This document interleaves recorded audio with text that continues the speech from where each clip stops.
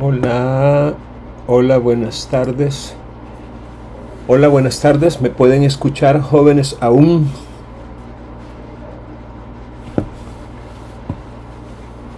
Hola. Buenas tardes, sí se le escucha. Muy bien, muchas gracias. Excelente. Bien, vamos entonces a iniciar la sesión de hoy. Solo déjenme ingresar yo también para poder tener... Ups, qué raro está esto. Para poder también tener... Aquí está. Ok. Sin video y sin audio. Ahí estamos. Bien, miren, la vez pasada tuvimos una pequeña instrucción después de la cual ustedes se quedaron trabajando un cuestionario. Entonces la primera pregunta que yo tengo para ustedes es si ese cuestionario, al estarlo trabajando, les quedó claras las respuestas que encontraron o necesitan algún tipo de ampliación o de explicación con relación a ellas.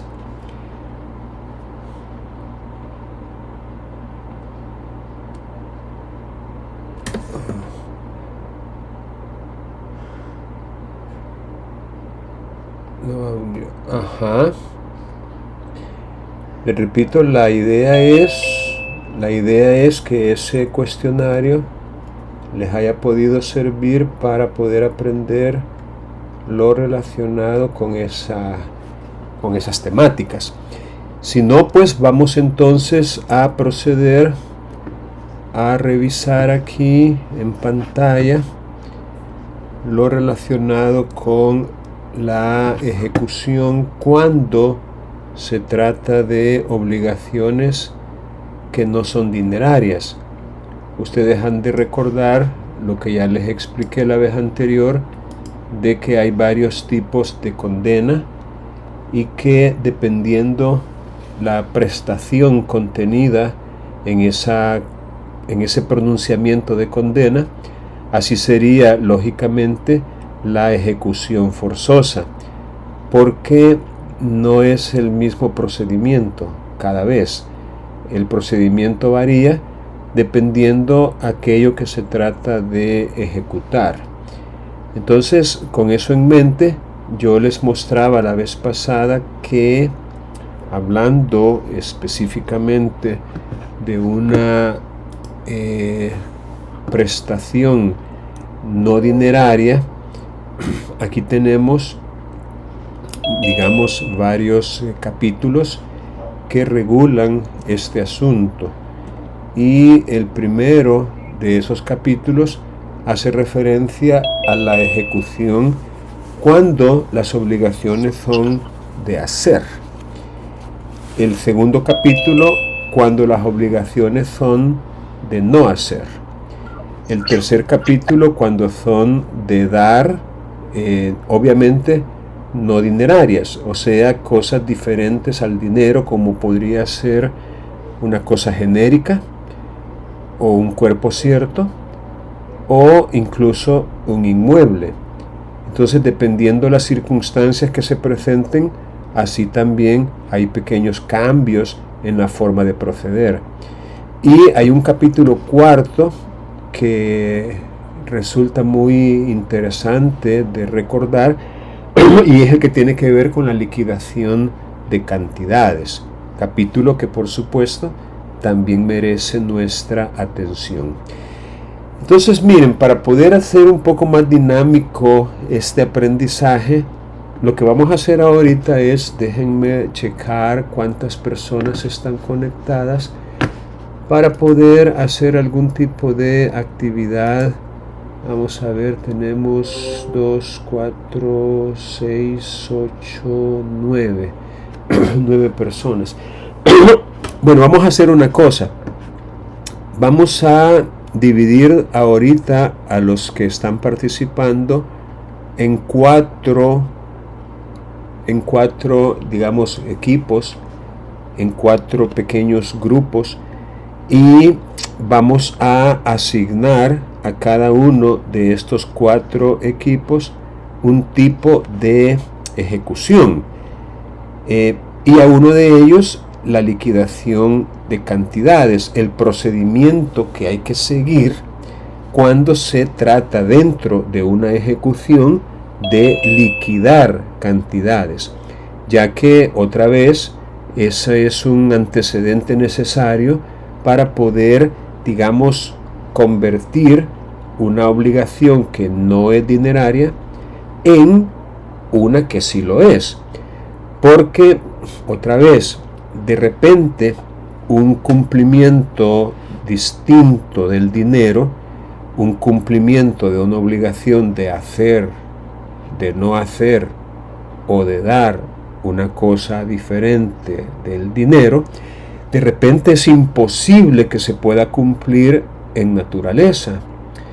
Entendamos el cumplimiento en naturaleza como un cumplimiento literal, un cumplimiento tal y como se pactó, un cumplimiento que incluso el acreedor tiene derecho a que se cumpla de esa manera, en naturaleza, tal y como se pactó o se ordenó en el título de ejecución.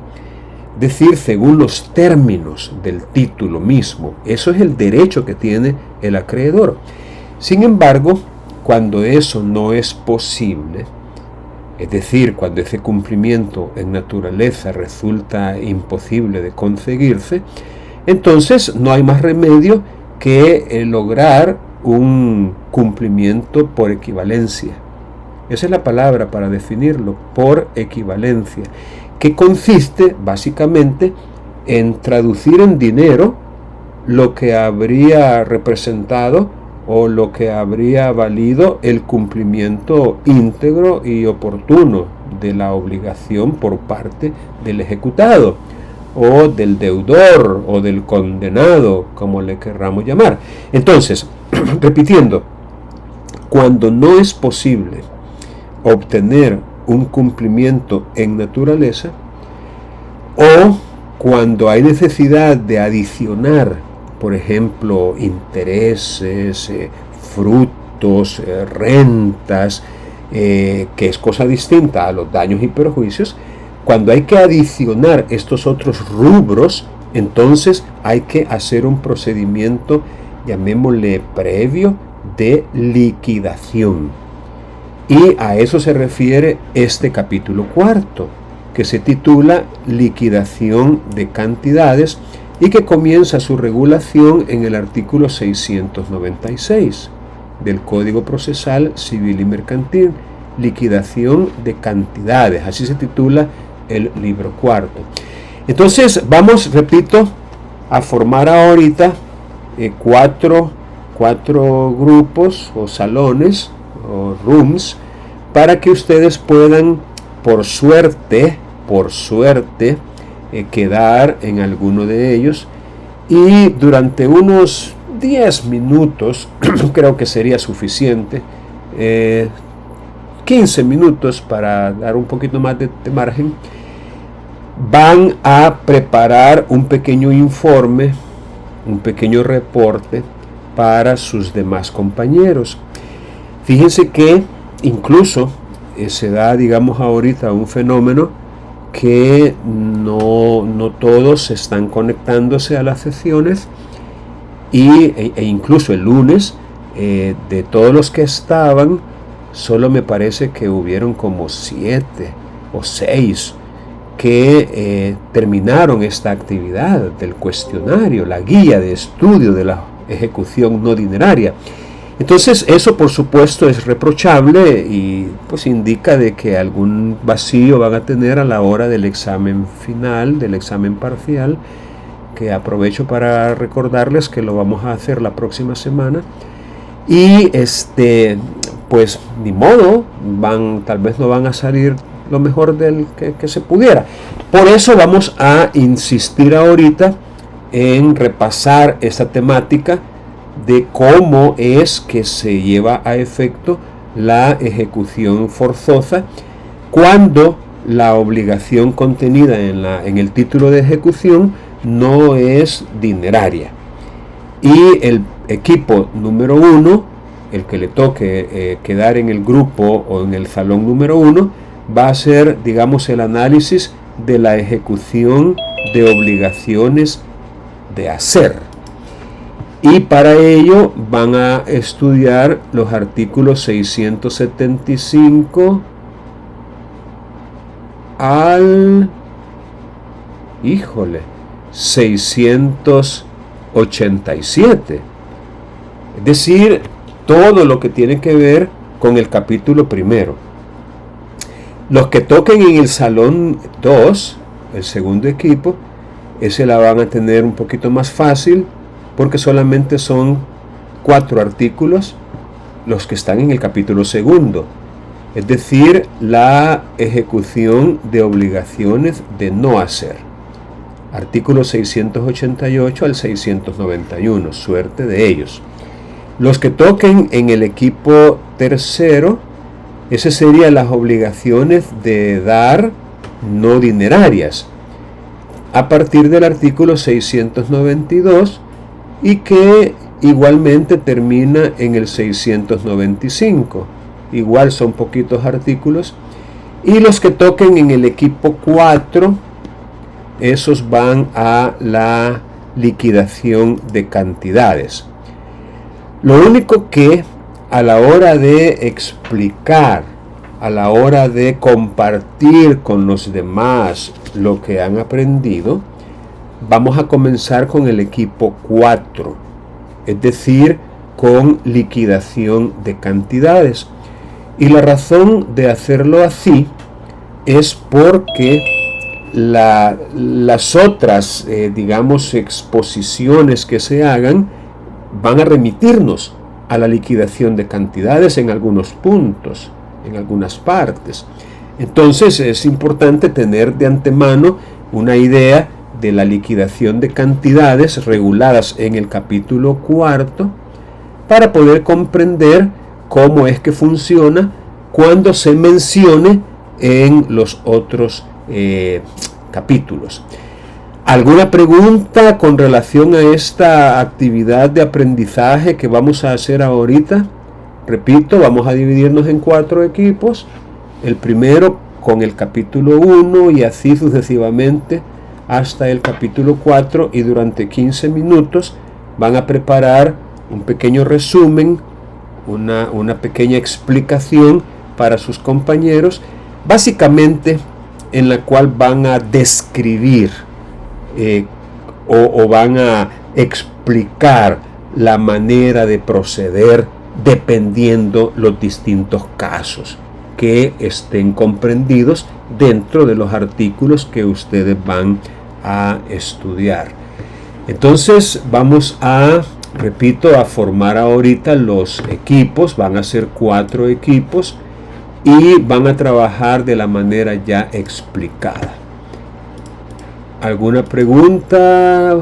3 participantes por grupo, pero uno de ellos va a quedar solo con 2, porque mi persona solamente, yo entro a la sesión, pero solamente para verificar qué es lo que ustedes están viendo. Bueno, vamos ahorita a hacerlo y repito, van a tener solamente 15 minutos para esta actividad.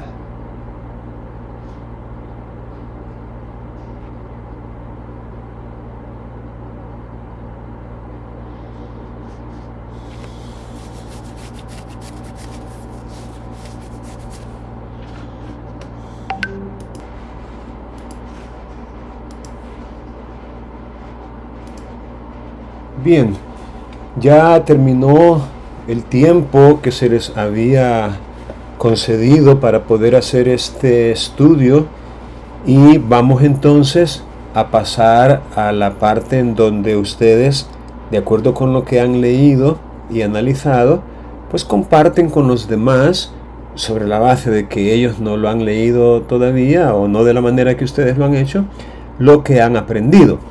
Entonces vamos a comenzar, como lo dije, con el capítulo 4, es decir, con aquellos que quedaron en el RUN 4, para que nos puedan explicar cómo es eso de la liquidación de cantidades, cómo es que se tramita o cómo es que se procede judicialmente cuando dentro de una ejecución se trata de liquidar según los distintos casos que se plantean en el código. Así que tienen el tiempo para poder tomar la palabra y explicar a los demás lo que al respecto han leído.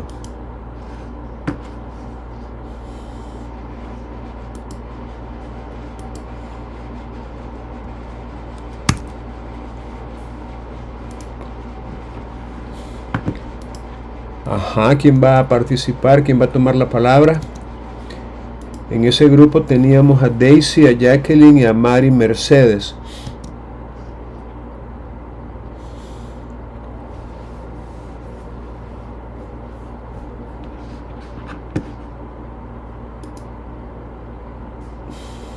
Hola.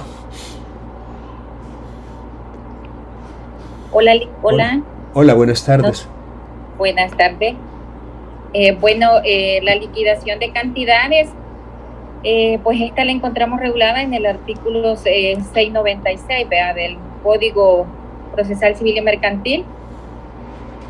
Pues la liquidación de cantidades constituye en esencia una actividad típicamente cognitiva, necesaria y previa a la ejecución propiamente dicha, puesto que para proceder a la ejecución dineraria es preciso que la obligación sea líquida.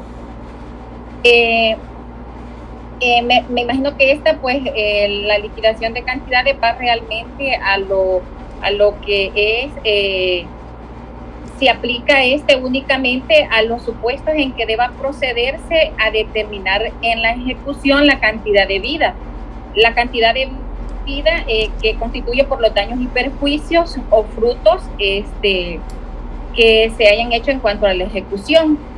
Pues no se trata de un proceso aplicable a la determinación de esas cantidades en un proceso declarativo, que corresponde al ámbito del proceso abreviado.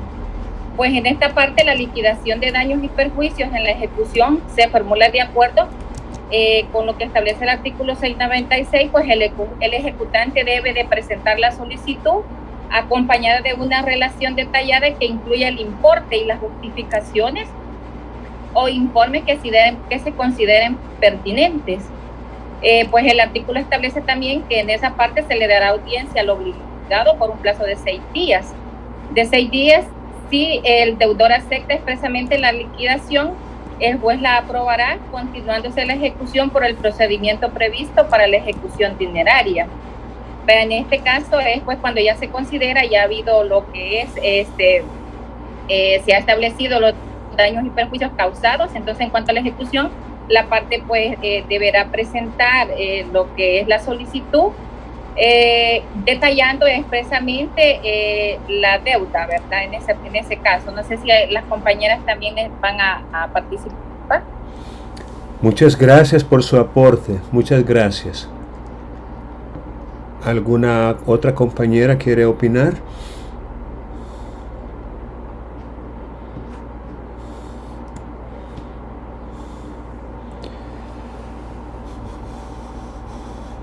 Bueno, muchas gracias entonces. Vaya, miren, vamos a hacer una pequeña recapitulación de lo que esto significa y espero que ustedes puedan tomar nota y escuchar atentamente a la explicación para que les quede un poco claro de qué se trata esto. Lo primero, enfatizar lo ya mencionado por la compañera, de que una cosa es liquidar una cantidad dentro de una ejecución, o como lo dice el artículo, en la ejecución, y otra cosa muy distinta es a lo que se refiere el artículo 241 de este mismo código, en la parte que da el ámbito de aplicación del proceso declarativo abreviado. Si ustedes se fijan en el artículo 241, aparece el ámbito de aplicación del proceso abreviado. Es decir, cuándo es que una pretensión se va a tramitar de conformidad con las reglas del proceso abreviado. Y en el ordinal primero de este artículo dice las demandas de liquidación de daños y perjuicios. Entonces, esta es una cosa muy diferente a lo que dispone el artículo que estamos estudiando, es decir, el artículo 696, que, como lo acabamos de aprender, habla sobre la liquidación de cantidades, pero dentro de una ejecución. Entonces es una situación, repito, totalmente diferente. Ahora, la idea, y es lo que les estaba diciendo yo, es que de repente, dentro de una ejecución, hay necesidad, ¿por qué no decirlo?, de incluir, de agregar o de cambiar, si se quiere, cambiar lo que hubiera significado económicamente el cumplimiento voluntario, íntegro y oportuno de la obligación, cambiarlo por una suma de dinero, que es el llamado cumplimiento por equivalencia, ya que no fue posible un cumplimiento en naturaleza. Entonces, cuando se hace necesario eso, entonces esos daños y perjuicios de momento no son líquidos. Es decir, de momento, o sea, todavía no se ha cuantificado a cuánto asciende esa cantidad. Y por ello hay que liquidarlo. Repito, lo que se hace en la ejecución misma, en la ejecución. Ahora, dice el autor, y es obvio que tiene razón, que ya la operación en sí, la actividad en sí de liquidar es cognitiva. Es decir, es cognitiva en el sentido de que es algo necesario y previo a la ejecución propiamente tal. Es cognitiva en el sentido de que hay que resolver, especialmente cuando no hay conformidad. Y es que miren, yo puedo llegar, por ejemplo, y decirle al juez dentro de una ejecución: señor juez, con todo respeto me dirijo a usted por escrito para decirle que la cantidad que el ejecutado me debe en concepto de daños y perjuicios son $14,780 en estos y estos conceptos. En concepto de tal, tanto. En concepto de tal, tanto. En concepto de tal, tanto. En concepto de tal, tanto. Es decir, una relación detallada. Es decir, detalles. Un relato, una descripción de, en forma detallada, cuáles son los daños y a cuánto asciende su indemnización. Entonces, no necesariamente el ejecutado va a estar de acuerdo con esa manifestación hasta cierto punto unilateral de voluntad que se ha dado hasta este momento. Es una solicitud dentro de la cual va una relación detallada que incluye no solo el importe, entendamos por importe la cantidad, sino también justificaciones, o sea, pruebas, facturas, recibos, comprobantes, declaraciones juradas, es decir, o incluso informes periciales que el solicitante considere pertinentes para poder, como quien dice, en el caso de que el ejecutado no esté de acuerdo, que es lo más lógico, que no esté de acuerdo, porque es el ejecutante el que unilateralmente está diciendo cuánto es lo que se le tiene que pagar como indemnización de daños y perjuicios. Entonces, de antemano se agregan, como quien dice, las pruebas correspondientes. Por eso, porque es una declaración hasta este momento unilateral, no consensuada, es que se da audiencia al obligado por un plazo de 6 días para conocer su opinión al respecto, para saber qué piensa el ejecutado de esa relación que el ejecutante está presentando. Es decir, ¿qué piensa usted sobre esa cantidad de dinero que el ejecutante quiere que usted le pague en esas partidas, en esos rubros, en esos conceptos? ¿Qué opina usted? Para eso se le dan 6 días. Ahora, luego de eso, ya dentro del procedimiento interno de determinación de esa cuantía, o sea, de esa liquidación, tenemos varios escenarios. El primero es que el deudor, es decir, el ejecutado, acepte expresamente: señor juez, estoy de acuerdo, pensé que me iba a salir más, pero qué bueno que el ejecutante es muy generoso y no me está cobrando lo que yo ya tenía más o menos pensado que me iba a cobrar, así que qué bueno, acepto expresamente ese detalle. Ok, perfecto, el juez no va a tener más remedio que aprobarla y va a continuar con la ejecución de acuerdo con las normas para una ejecución dineraria, porque ya tenemos una suma de dinero que podemos perfectamente perseguir a través de la ejecución dineraria. Ahora, el otro escenario es que el deudor deje pasar el plazo, esos 6 días que se le dieron, que los deje pasar, o que contestando no concrete su oposición.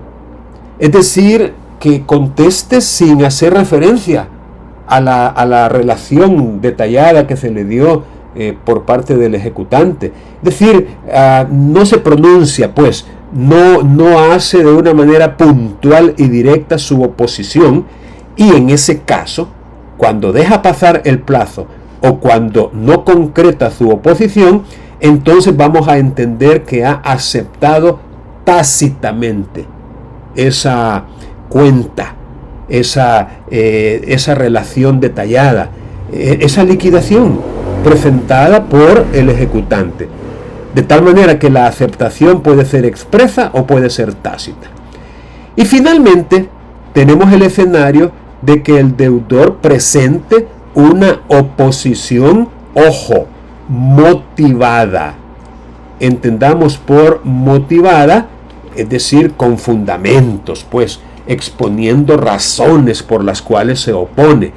Tiene que ser, repito, motivada, porque una oposición por oposición probablemente no sea suficiente para que el juez continúe con esta tramitación que consiste en darle audiencia al ejecutante, al acreedor, y luego, pues, sustanciando el procedimiento por los trámites del proceso abreviado. Ojo, no nos vayamos a confundir pensando que aquí lo que el legislador está diciendo es que hay que iniciar un proceso abreviado.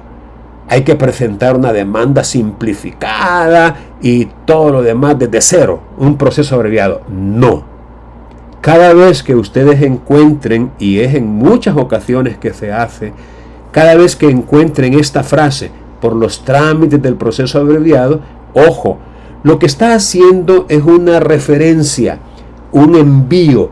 El legislador nos está enviando a aquellas reglas para que esta tramitación tenga alguna especie de contenido y no quede como al criterio, al capricho o al arbitrio del tribunal, sino que le está diciendo: mira, si este fuera el caso en que el deudor ejecutado presenta una oposición, ojo, motivada, entonces dale audiencia al acreedor y continúa conociendo de este asunto de la liquidación por los trámites del proceso abreviado. ¿Qué significa?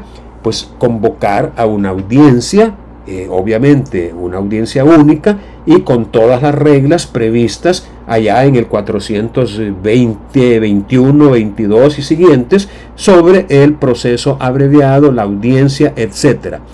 Ahora, al final, y como corroboración de que no es un proceso autónomo que terminaría con una sentencia, el código se asegura de decir que esa tramitación finalizará con un auto. Recuerden, no es lo mismo una sentencia que un auto. En este caso expresamente está diciendo que va a finalizar por medio de un auto y que en ese auto se va a fijar la cantidad que deba abonarse al ejecutante. Es decir, se va a resolver mediante un auto dependiendo, ¿no?, lo que ya les mencioné, los informes, los comprobantes, las justificaciones, incluso las argumentaciones que se pudieran dar. Ojo, no dejen de tener presente que de acuerdo con el Código Civil, la indemnización de daños y perjuicios comprende dos aspectos importantísimos. Uno de ellos es el daño emergente y el otro es el lucro cesante. Ambos son perfectamente indemnizables y necesitamos conocer en qué consiste cada uno de ellos para poderlo reclamar. Porque si no conocemos en qué consiste, por ejemplo, el lucro cesante, pues a lo mejor no tengamos los elementos teóricos para poderlo incluir en el reclamo y nos limitemos al daño emergente. Entonces, sepamos pues que para poder reclamar una indemnización por daños y perjuicios necesitamos conocer la teoría que informa este tipo de pretensión. Vaya, por vía de ejemplo, tiene que haber un daño verdadero. O sea, no podemos simular, inventar o fingir un perjuicio o un daño donde no lo hay. Tengamos presente también que no todo incumplimiento produce un daño o perjuicio. Hay incumplimientos que afortunadamente no causan un daño. Entonces, no por el hecho de haberse incumplido una obligación vamos a dar por sentado que existe un daño. El daño, repito, tiene que ser real, tiene que existir. Además, el daño tiene que ser como una consecuencia directa, tiene que haber una relación de causalidad entre la acción o la omisión que se le atribuye al deudor y el daño. Una relación, un nexo causal. O sea, tiene que haber un vínculo inescindible entre la acción u omisión y el daño que se ha producido.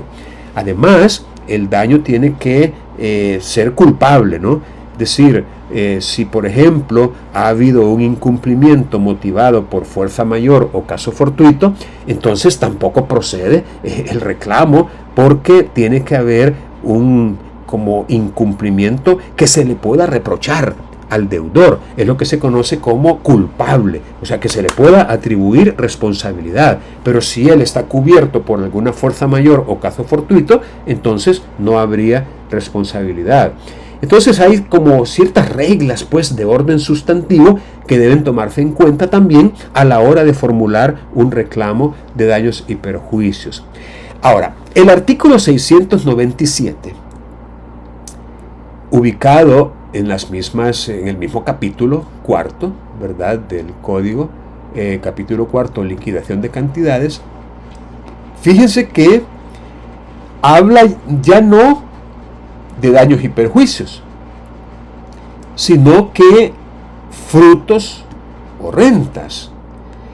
Entonces es importante conocer la diferencia que hay entre la una y la otra, porque el procedimiento varía, es diferente, no es igual.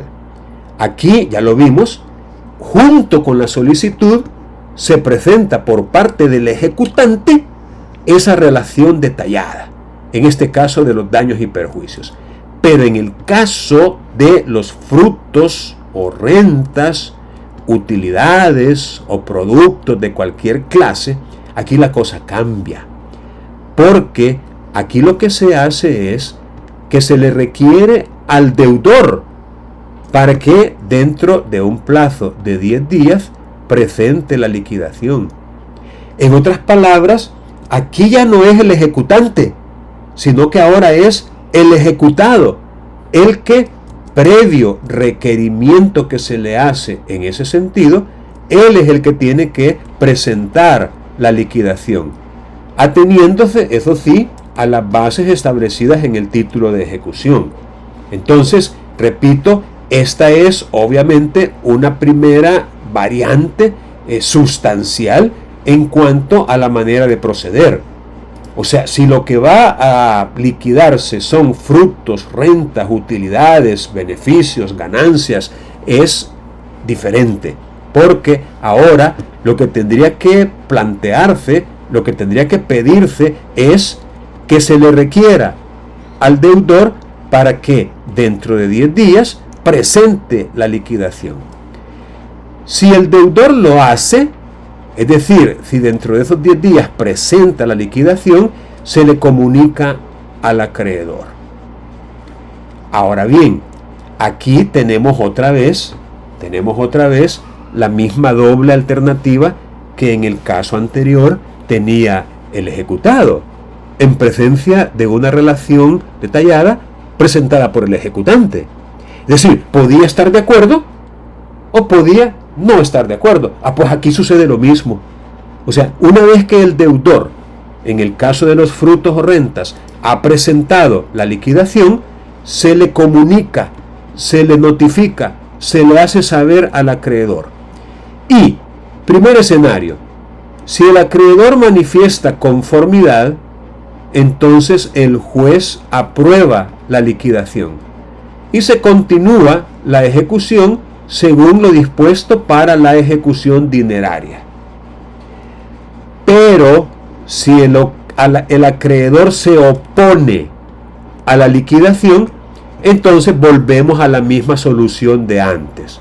Se va a continuar ese procedimiento cognitivo de liquidación por los trámites del proceso abreviado, con la observación que ya les hice, ¿no? No es que se va a presentar una demanda y que vamos desde cero a iniciar un proceso abreviado. No, eso no es lo que significa, sino que se van a aplicar las reglas de allá del 420, 21, 22, 25, etcétera, y que va a finalizar, obviamente, no por sentencia, sino por auto.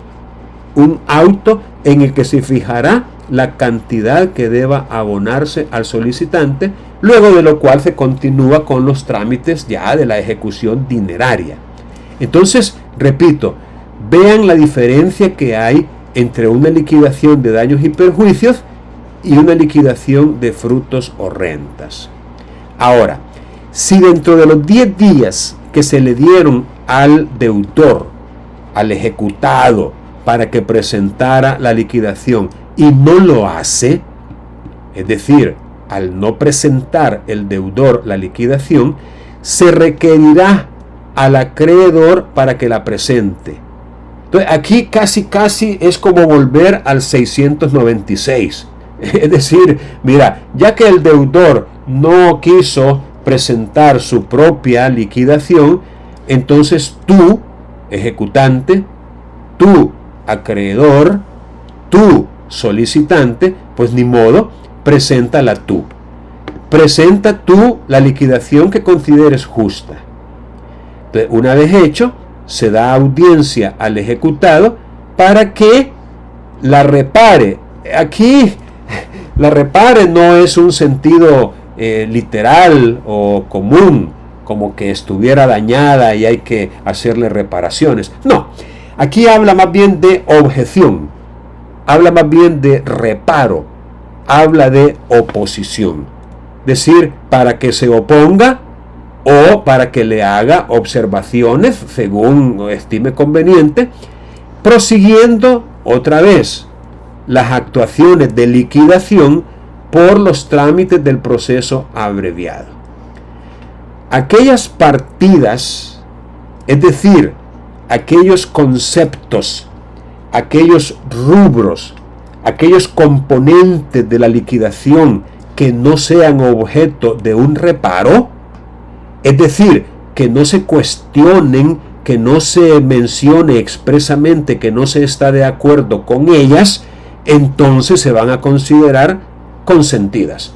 Es decir, se van a considerar aprobadas por el deudor. Recuerden, en este caso fue el acreedor el que presentó la liquidación precisamente porque el deudor no lo quiso hacer en los 10 días que se le concedieron.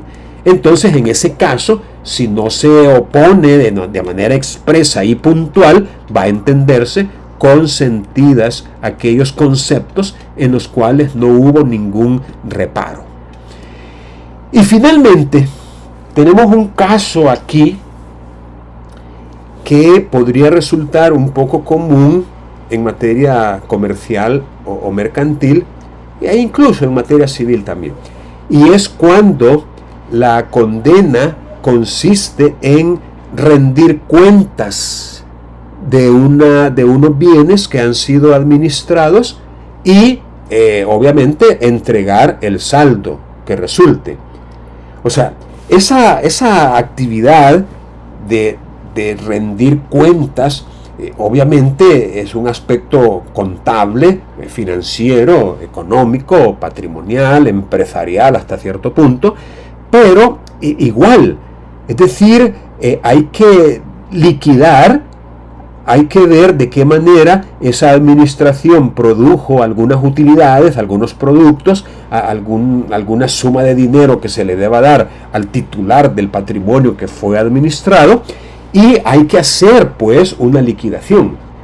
Entonces, cuando hubiera que ejecutar una condena a rendir cuentas de una administración y entregar el saldo que resulte de esa administración, y aquí yo veo un pequeño error,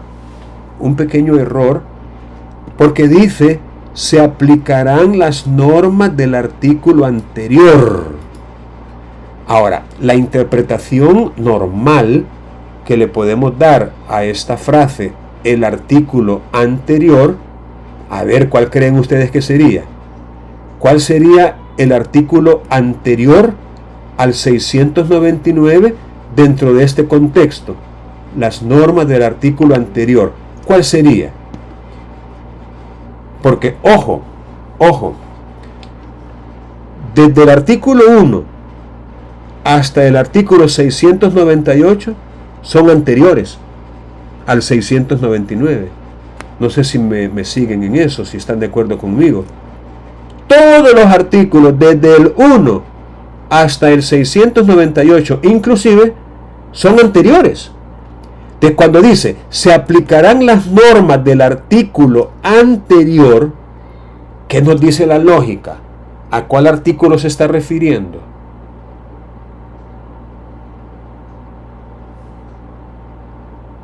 A ver, ¿quién quiere contestar? Al 698. Sí, eso es lo que yo también interpreto. Mi sentido común llega hasta decir, es como la Constitución.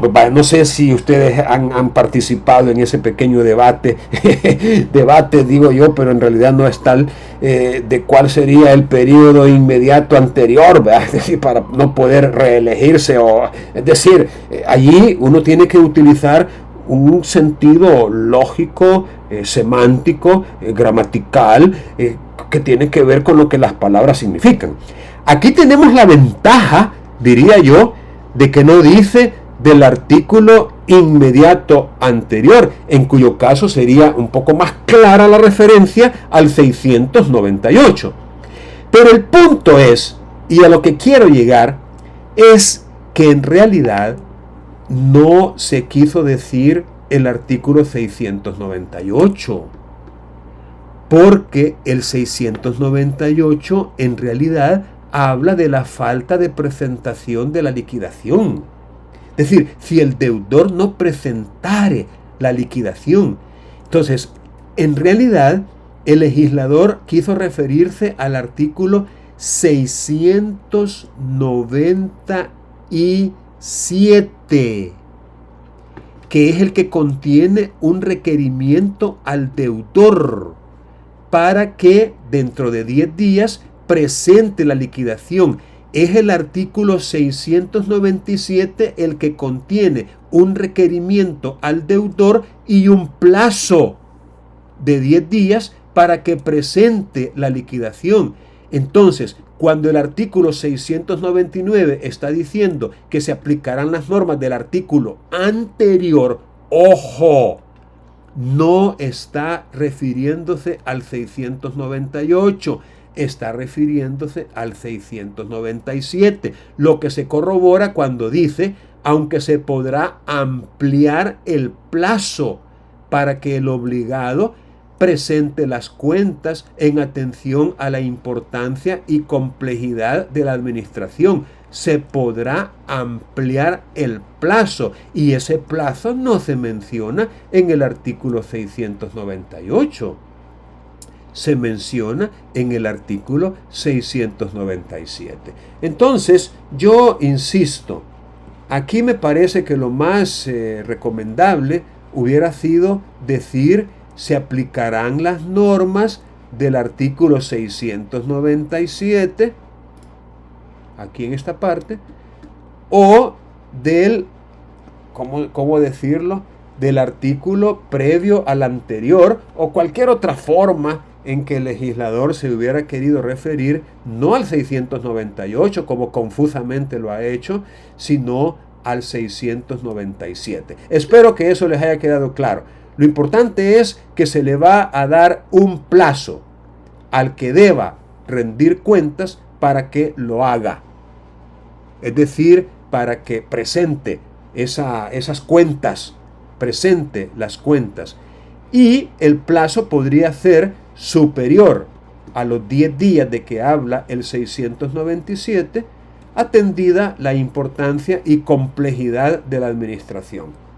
Es decir, imagínense que el patrimonio haya sido o haya consistido en una empresa mercantil que tiene un montón de inventarios y un montón de operaciones. Y, bueno, entonces 10 días podría resultar muy poco para que se presenten esas cuentas y en ese caso el juez está facultado para ampliar ese plazo. Bien, ¿alguna pregunta en relación con la liquidación de cantidades?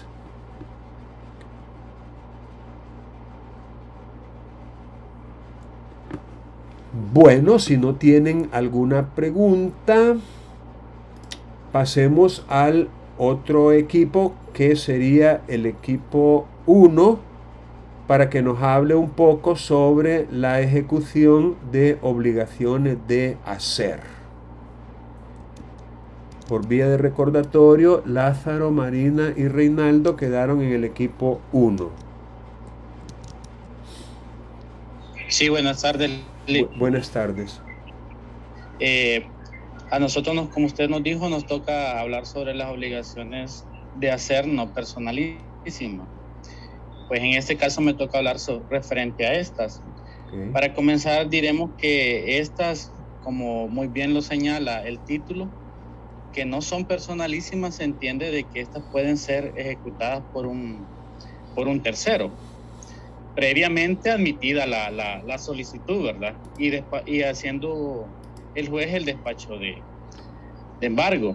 Entonces, cuando se presente el ejecutado, pues, y sea renuente a cumplir la obligación, pues muy bien las pueden ser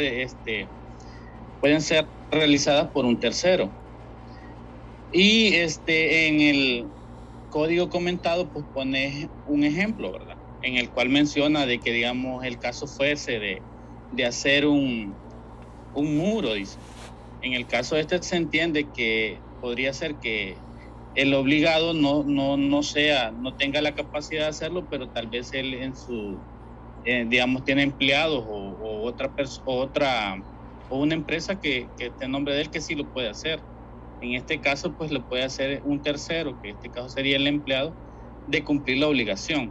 Así lo entendería de mi parte, ¿verdad? Y en el caso también dice de que pueden ser equivalentes en dinero, ¿verdad? Digamos, en este caso, si él no las puede cumplir, el ejecutado, o no la puede realizar, puede ser su equivalencia en dinero. Eso es lo que ha entendido de mi parte, Link. Ok, muy bien, muchas gracias.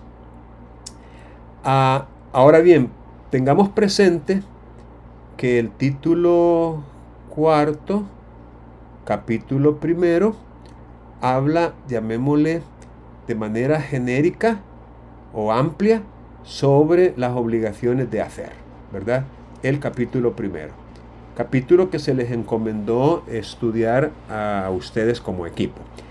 Dentro de este capítulo aparece la sección primera, que habla de las obligaciones de hacer no personalísimas, que como usted muy bien lo ha dicho, son aquellas que se han contraído sin tomar en cuenta los atributos, la experiencia, la idoneidad, la capacidad, la competencia, las habilidades o aptitudes o destrezas del deudor. Es decir, son obligaciones que las puede ejecutar cualquier persona, obviamente con conocimientos mínimos o elementales, ¿verdad? Es decir, cualquier persona dentro de una categoría, ¿no? de personas que tengan algún tipo de profesión, oficio, arte o técnica, ¿verdad? Pero cualquier persona dentro de esa categoría lo podría hacer. Eso obviamente se contrapone a las obligaciones personalísimas, pero me imagino que alguno de ustedes también va a hablar sobre las obligaciones personalísimas de hacer, que son personalísimas, que se oponen a las no personalísimas. Pero ahora, aquí lo que nos interesa es que si el obligado no cumple, pues se le requiere para que lo haga en sus propios términos, es decir, en naturaleza, tal y como el título lo establece. Y el juez le señala un plazo que en ningún caso podrá exceder de 15 días. El juez, repito, le señala un plazo que no puede ser mayor de 15 días, dependiendo, por supuesto, la naturaleza de la obligación y las circunstancias del caso. Ahora bien, si el acreedor considera necesario solicitar alguna medida de garantía que considere oportuna, porque según la justificación que él presente, ese cumplimiento no puede tener ejecución inmediata y la demora puede poner, digamos, en peligro la efectividad, entonces el acreedor, el ejecutante, en ese caso podría solicitar alguna medida de garantía o de protección que considere oportuna. Obviamente eso va a depender del caso concreto. Ahora, una de esas medidas podría ser el embargo.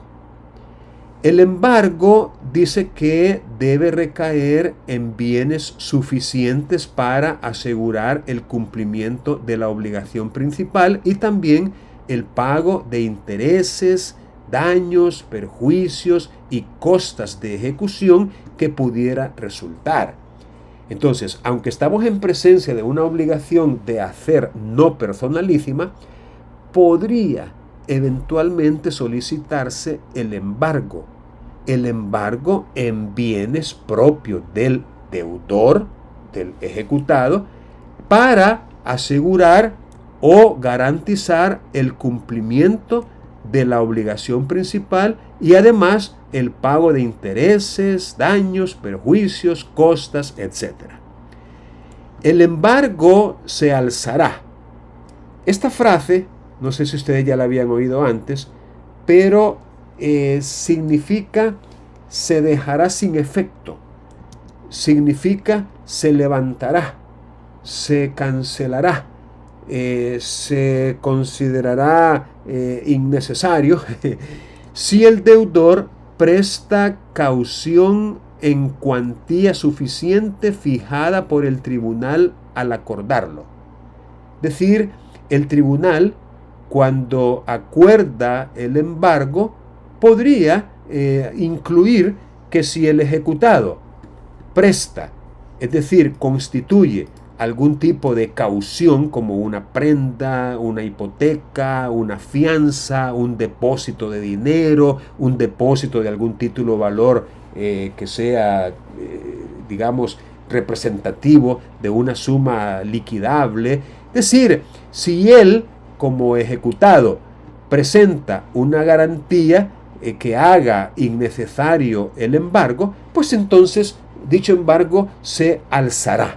Es decir, se cancelará, se levantará, se dejará sin efecto.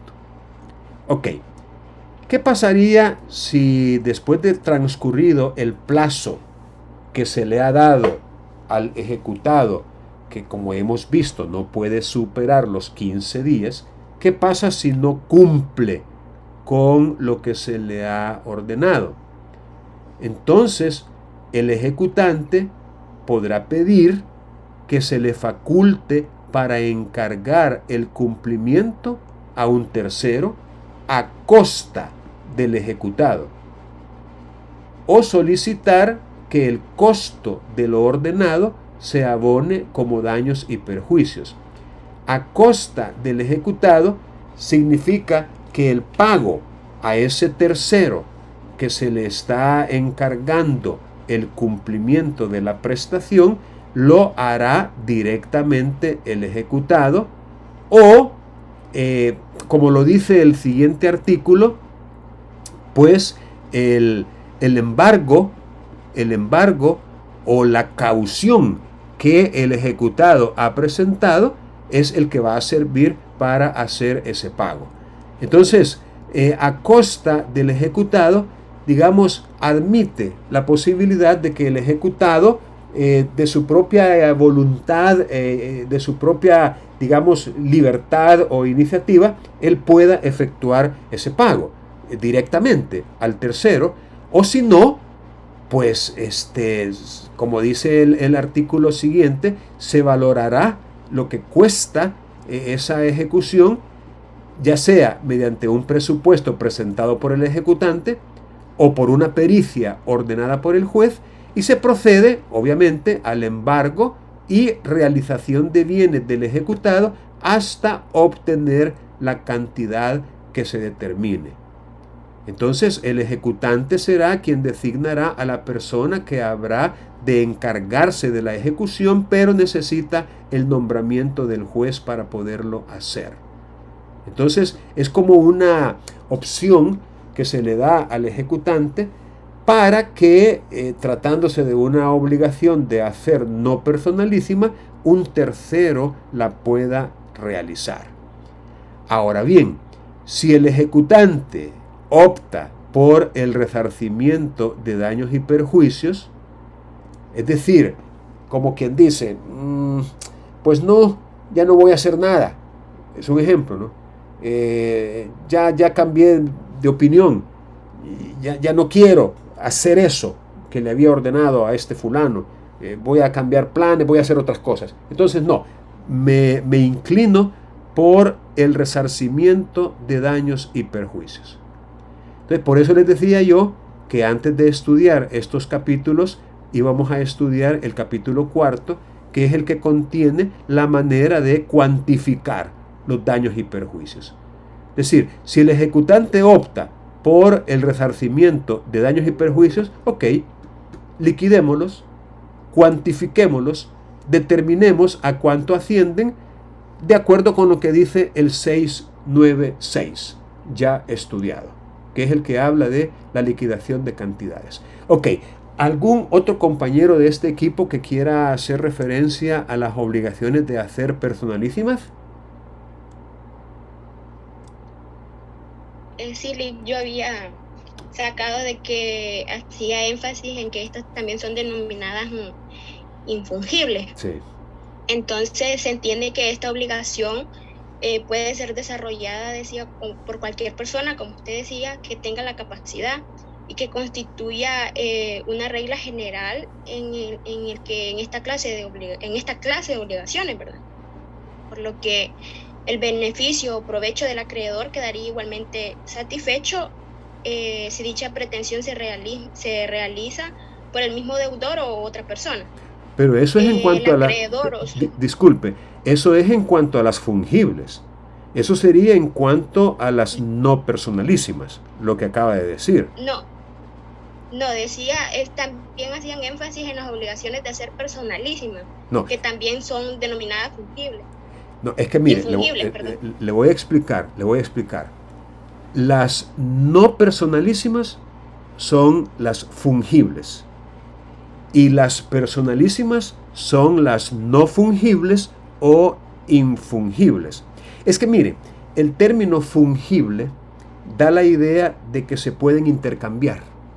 Lo fungible es lo que se puede intercambiar una cosa por otra. Ejemplo, 5 libras de arroz es una cosa fungible, porque usted la puede cambiar por otras 5 libras de arroz, otras distintas. 5 libras de maíz, de frijol, el dinero. El dinero por excelencia es la cosa fungible por excelencia, el dinero. Entonces, cuando hablamos de obligaciones no personalísimas, esas son las fungibles porque cualquiera las puede hacer, cualquiera. Y eso satisface el interés del acreedor.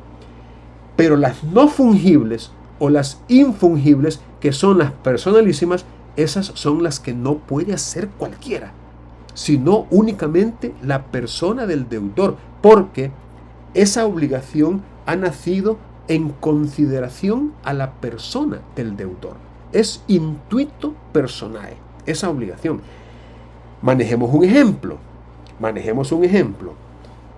Si usted tuviera el dinero suficiente para pagar al mejor cirujano estético del mundo a efecto de que le haga una pequeña reparación en algún lugar, es decir, cirugía cosmética, cirugía estética, usted tiene referencias de un cirujano italiano, por ejemplo, o francés, o qué sé yo, de otra nacionalidad, que le va a cobrar un montón, no importa, usted tiene plata para ello, pero usted quiere que ese y solo ese cirujano le toque su cara o su cuerpo. Es decir, usted lo va a contratar en consideración a esos atributos personalísimos que él tiene. Esa habilidad con la cuchilla, qué sé yo, con los materiales, con el boto, con lo que sea que él utiliza, pero lo hace de tal manera que las personas quedan pero nítidas. No va a querer usted, pudiendo, que cualquiera, porque no estamos hablando aquí de repellar una pared, ¿no? El repellar una pared es fungible, cualquiera lo puede hacer, pero repellar mi cara, no cualquiera, pues cuidadito, ¿a quién la va a tocar? Entonces, hago esa aclaración porque necesito que quede bien claro lo que es una obligación no personalísima o fungible versus lo que es una obligación personalísima o intuito personae o infungible, ¿verdad? Que no se puede cambiar la persona del deudor por otra. Bien, esa es la aclaración, por favor, puede continuar.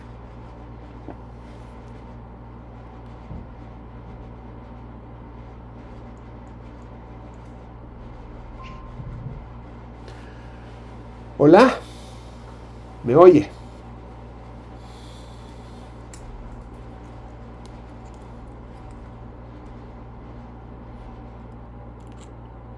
Entonces sí, esta clase de obligaciones de hacer la debe de hacer el deudor y no puede ser sustituida por otra persona. Exacto. Solo el deudor debe cumplir con las prestaciones en beneficio del acreedor para que ésta se vea satisfecho con el cumplimiento de la obligación. Entonces, en esta clase de obligaciones de hacer al acreedor o sujeto activo, si le interesa que quien cumpla con la prestación sea el mismo deudor, es decir, no le sería indiferente si dicha prestación la cumpliera un tercero. Así es. Pues desde el momento de nacer o que se constituyera la obligación, el deudor o sujeto pasivo ha sido elegido por sus aptitudes, cualidades y bien es por ello que el deudor sujeto pasivo es el que debe cumplir con las prestaciones y no un tercero. Así es. Eso es lo que entendí. Totalmente de acuerdo. Es correcto. Perfecto. Bien, dicho eso y con esa claridad pristina, cuando estamos en presencia de una obligación de hacer personalísima, igualmente proceden las garantías, ¿verdad? Medidas de garantía. Igualmente hay un artículo, el 681, que se titula igual, medidas de garantía. Y que funciona igual, ¿no? Es decir, a instancia del ejecutante se pueden solicitar medidas de garantía, entre ellas el embargo. Pero, ¿qué es lo que cambia? ¿Qué es lo que cambia? Vamos a ver. Dice el artículo 680 que si admitida la solicitud, el obligado no realizare la prestación, se le requerirá para que dentro del plazo que el juez estime necesario, y que tampoco en esta ocasión podrá exceder de 15 días, cumpla en sus propios términos lo que el título establezca. Se parece muchísimo al artículo que comienza con el artículo 675. Se parece muchísimo, si ustedes lo comparan van a ver que es muy parecido. Igual las medidas de garantía. Eso sí, en esta ocasión, el ejecutado, dentro del plazo, podrá, fíjense bien, manifestarle al tribunal los motivos por los que se niega a cumplir. Es decir, como que en esta vez se le da esa oportunidad al ejecutado para que explique, mire, ¿y por qué no quiere cumplir usted? Pues dígame, ¿por qué no quiere cumplir con la obligación? Incluso podría alegar sobre el carácter personalísimo o no personalísimo de la prestación. Es decir, se le da ese chance también de cuestionar al ejecutante y al título incluso en cuanto a si es o no personalísima la prestación. Ahora, si el juez, el ejecutado lo persuade y él considera que no se trata de una obligación personalísima,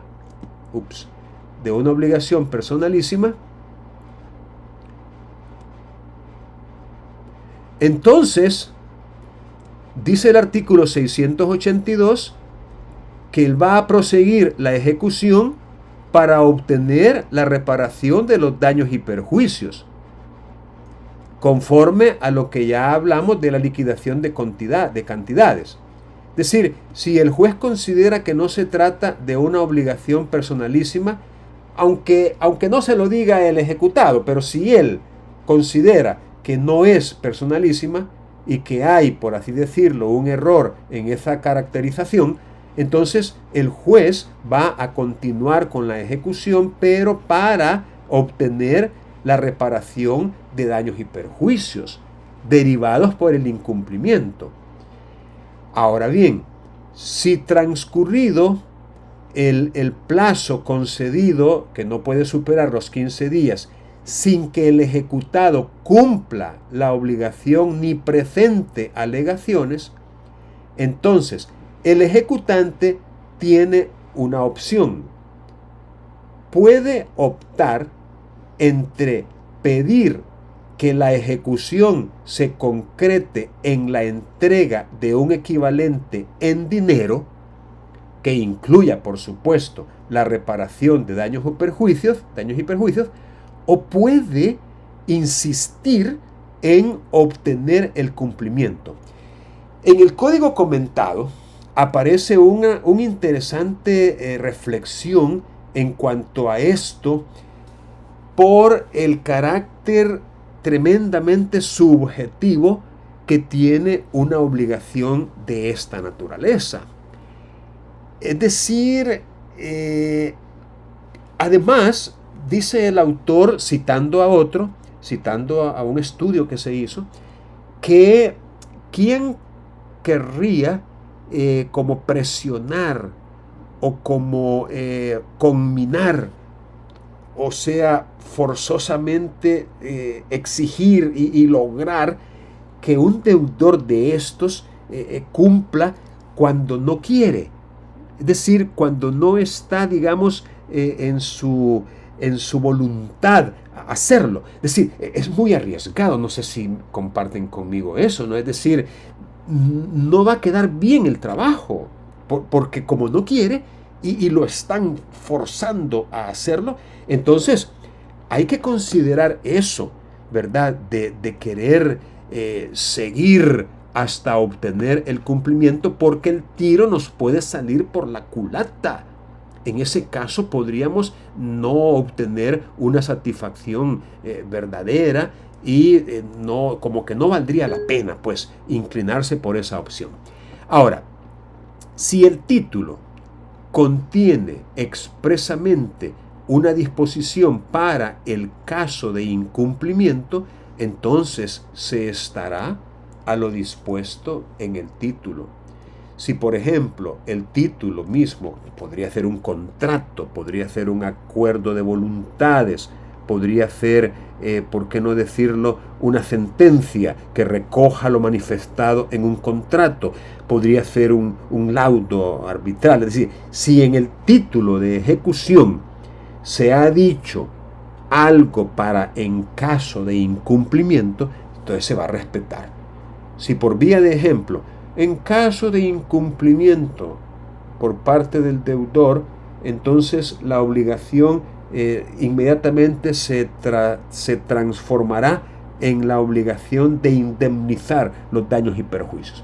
Entonces, en ese caso, el ejecutante no tendría opción, sino que tendría que irse necesariamente a la indemnización por daños y perjuicios, porque eso es lo que el título estaría estableciendo al respecto.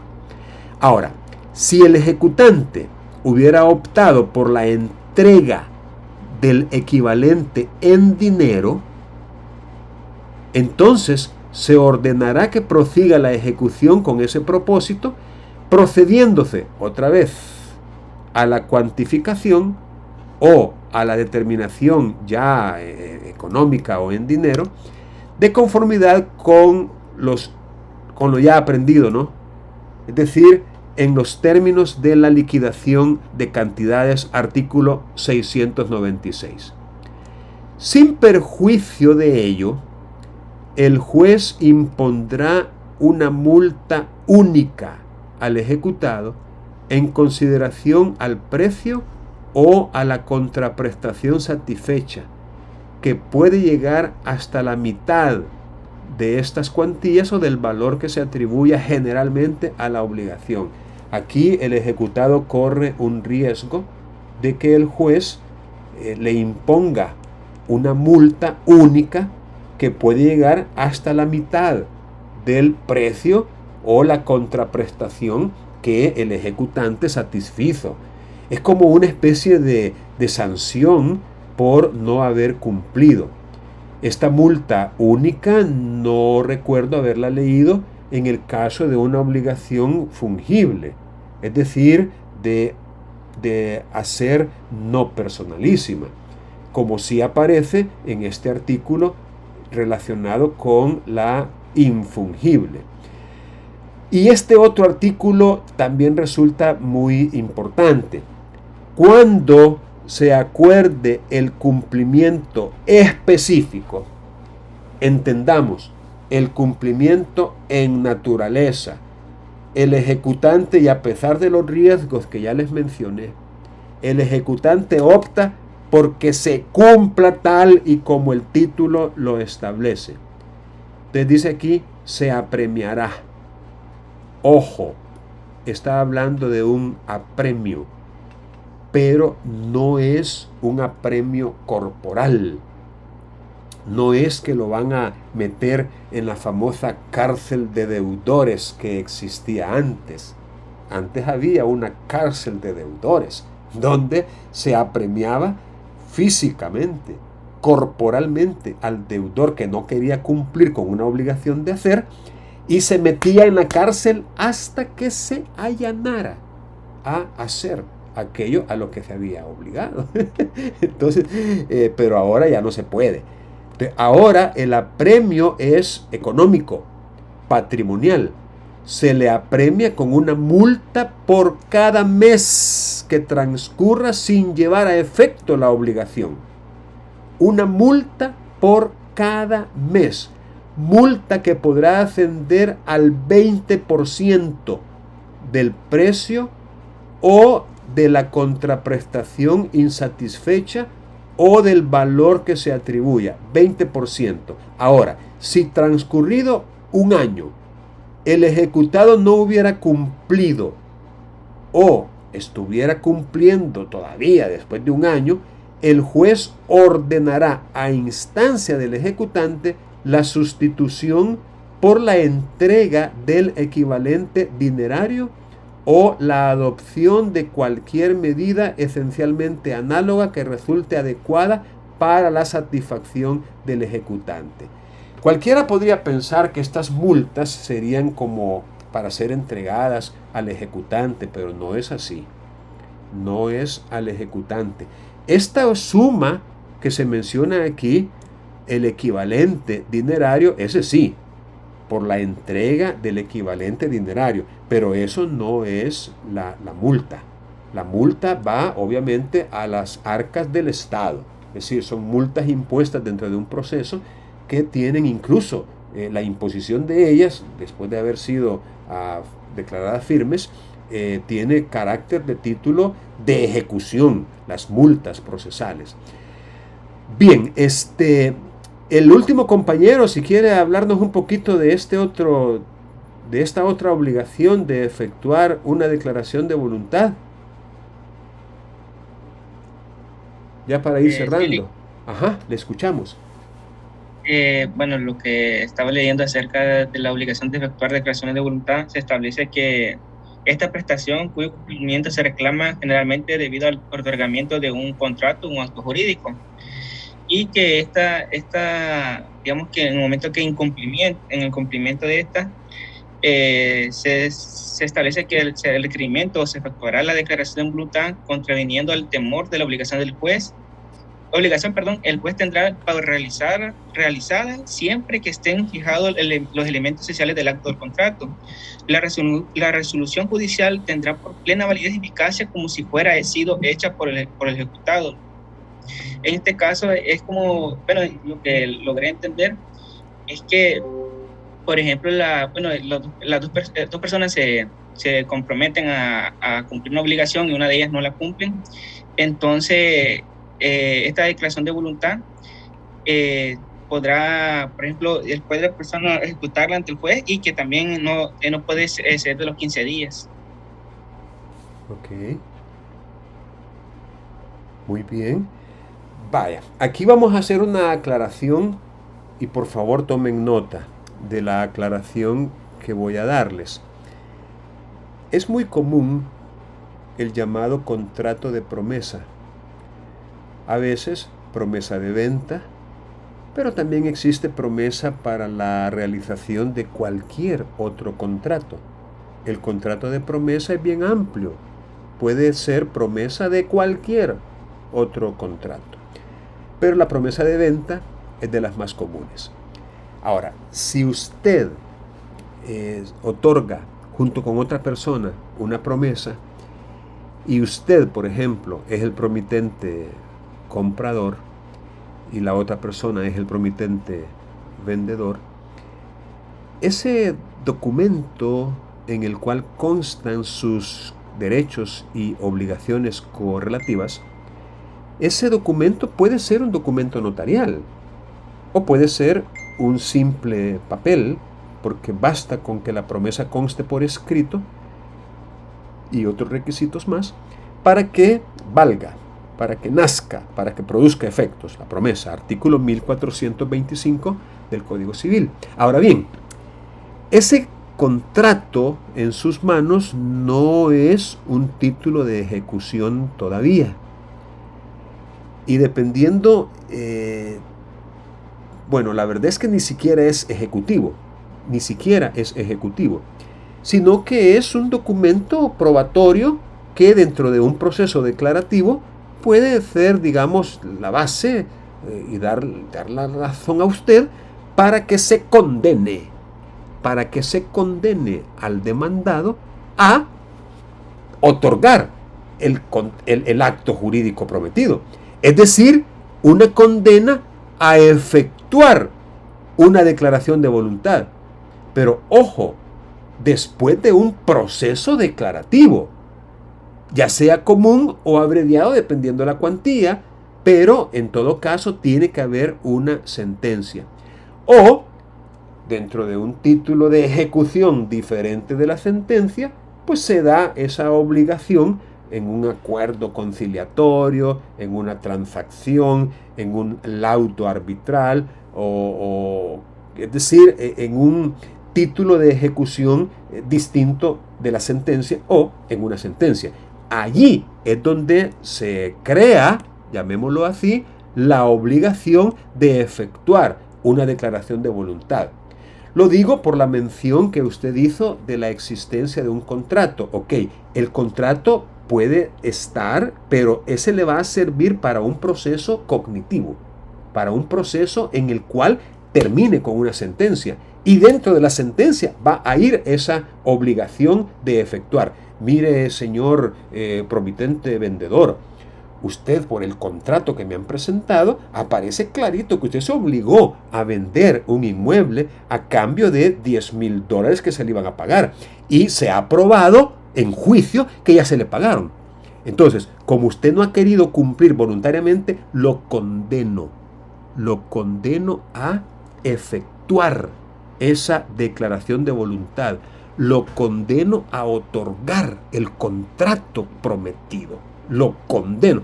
Ojo, imagínense el énfasis que estoy haciendo. Lo condeno. Y le doy 10 días para hacerlo. Ese plazo es parte de la sentencia. No tiene que ver con estos 15 días que se hablan aquí, porque aquí estamos en la ejecución. Ojo, sentencia y le da un plazo. Ok, el condenado puede cumplir dentro de esos 10 días o puede no cumplir. Al no cumplir se presenta la solicitud de ejecución forzosa. Y entonces es que estamos comenzando aquí. Si el obligado a emitir no la hubiere realizado, entonces el ejecutante va a pedir que se le requiera para que lo haga, pero ya no como parte de la sentencia, sino como parte de la ejecución forzosa. Y en este caso, pues se le va a dar un plazo que no podrá exceder de 15 días. Y si el obligado no lo hiciera o emitiera una declaración de voluntad distinta que contraviene el tenor de la obligación contenida en el título, entonces el juez la tendrá por realizada. Esa es como la resolución del tribunal. En auto, el juez va a decir: en vista de que han transcurrido los 12 días que le di al ejecutado y ha desatendido ese requerimiento, téngase por realizada la declaración de voluntad.